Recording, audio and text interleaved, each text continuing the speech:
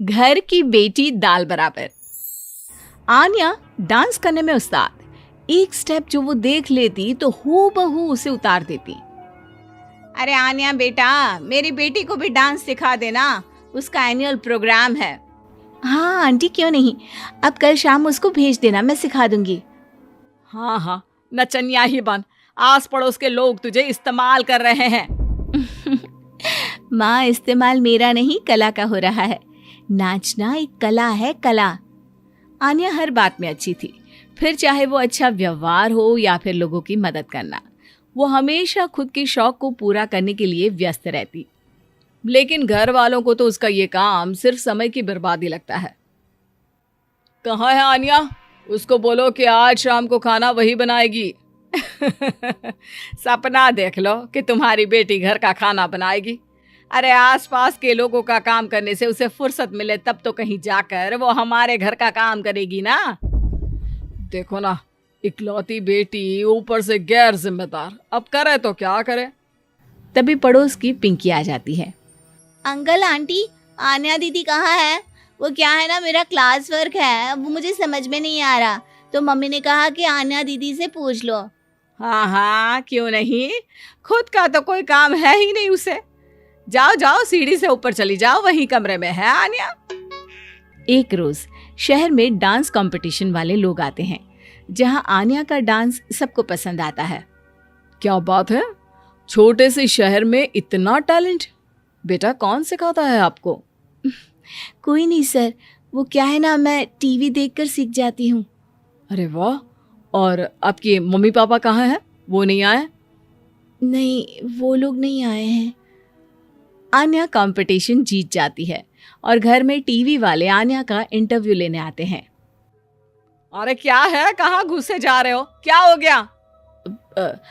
आप आन्या की माँ है ना? वो क्या है ना, आपकी बेटी ने डांस का कंपटीशन जीता है, हमारे शहर के लिए ये गर्व की बात है, तो हम लोग उनका इंटरव्यू लेने आए हैं। ओहो, बड़ा तीर मारा हो जैसे। अरे उसे आता ही क्या है डांस के सिवा, कुछ और करती तो शायद गर्व होता। तभी वहां आन्या आ जाती है और पत्रकारों को इंटरव्यू देती है। उसी रोज पिता के ऑफिस में। देखो तो आजकल के बच्चे कितने स्मार्ट हैं, धन्य है ऐसे बच्चों के माता पिता को। और किस्मत वाले होते हैं ऐसे माता पिता, वरना मेरी बेटी तो किसी काम की नहीं, सारा दिन बस नाच गाने में ही दिमाग लगाती रहती है। अरे वो बच्ची हमारे शहर की ही है, कितना नाम कमा रही है डांस में, हम तो उसकी बात कर रहे हैं। अच्छा, कोई डांस में भी नाम कमा सकता है? अरे दे देना भाई पेपर की कटिंग, दिखाऊंगा आन्या को भी मैं। क्या नाम बताया? आन्या? यही तो नाम है मेरी बेटी का, आन्या शर्मा।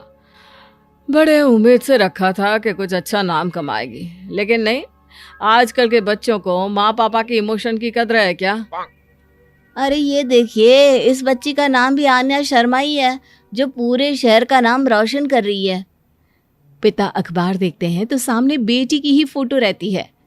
लेकिन ये क्या, जिस फोटो को देखकर हर कोई गर्व कर रहा था, पिता को उस पे कुछ भी खास दिखाई नहीं देता। हमारी ही औलाद है ये, पता नहीं कब कहाँ जाकर नाम लिखवाती है, मुझे तो पता भी नहीं है। अरे शर्मा जी, जरा मिलवा दीजिए ना अपनी बच्ची से, मैं अपनी बेटी को भी ऐसा ही बनाना चाहती हूँ। मेरी बेटी को कुछ टिप्स दे देगी करियर को लेकर। अच्छा, ये दिन आ गया आपकी बेटी के, ले आइए कभी भी, लेकिन बाद में अफसोस ना करिएगा। सभी को आन्या के पिता की बात पर हैरानी होती है कि इतनी टैलेंटेड लड़की के माता पिता आखिर उससे चाहते क्या है। पिता घर आते हैं और माँ से कहते हैं, पता है तुम्हारी लड़की क्या कर रही है, या फिर ऐसे ही व्यस्त रहोगी हमेशा? अरे पता है मुझे, पर आपको कैसे पता चला? अरे कुछ पत्रकार आए थे, पता नहीं कहाँ कौन सा कंपटीशन जीत कर आई है। नजर रखा करो उस पर। तभी वहां पड़ोसन आ जाती है, जो पति पत्नी दोनों ही डॉक्टर होते हैं। नमस्ते भाभी, बधाई हो आपको आन्या की कामयाबी की। भाई भगवान बेटी दे तो ऐसी। कहाँ है वो? सच में आपको ऐसा लगता है कि भगवान ऐसी बेटी दे तो ले जाइए ना अपने साथ, रखिए 2-4 दिन, खुद ही पता चल जाएगा।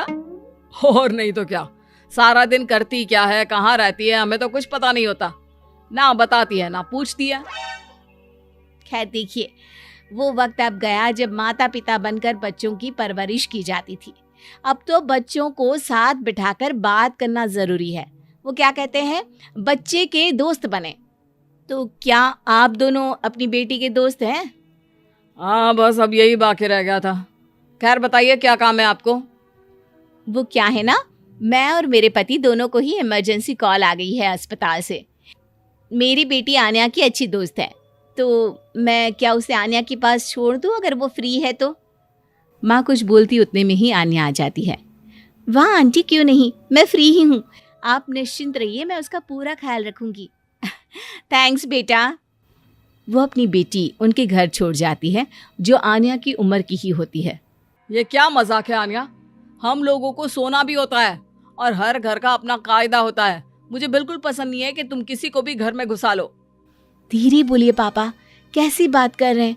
अंकल आंटी डॉक्टर है, पता है ना डॉक्टर का फर्ज क्या होता है। अगर वो किसी की जिंदगी बचा रहे हैं तो क्या हमारा फर्ज नहीं बनता कि हम भी उनकी किसी न किसी तरह से मदद करें? आपको तो पता है घर पर अकेले रहना कितना अनसेफ है। हाँ, तो दुनिया को सेफ करने का जिम्मा तू नहीं ले रखा है? अरे बहुत महंगे अस्पताल के डॉक्टर हैं वो लोग, खूब पैसा मिलता होगा, लेकिन ये नहीं कि मेड रख ले। क्या कहती आन्या, कैसे माँ पिता को समझाती कि किसी की मदद करना कोई बुरी बात नहीं है। खैर कुछ महीनों बाद आधी रात को माँ जोर जोर से चिल्लाकर आन्या के कमरे में जाती है। बेटा बेटा आन्या, पापा के सीने में दर्द हो रहा है, बेटा कुछ कर। हाँ माँ, मैं डॉक्टर को फोन करती हूँ। आन्या डॉक्टर को फोन करती है, लेकिन माँ डॉक्टर को तो आने में काफी वक्त लग जाएगा, मैं पिंकी के पापा को बुला लाऊं? अरे वो नहीं आएंगे बेटा, वो लोग बहुत बड़े डॉक्टर हैं और हम लोगों के पास इतने पैसे भी नहीं है। माँ, मैंने डांस कंपटीशन में जो पैसे जीते थे वो है मेरे पास, आप चिंता ना करें, बस पापा का इलाज करवा ले। आन्या के कहने पर वो बड़े डॉक्टर ना सिर्फ आन्या के पापा का इलाज करते हैं, बल्कि उन्हें ठीक करके घर भी ले आते हैं। आज मैं सिर्फ अपनी बेटी की वजह से बच गया। भगवान सबको ऐसी बेटी दे।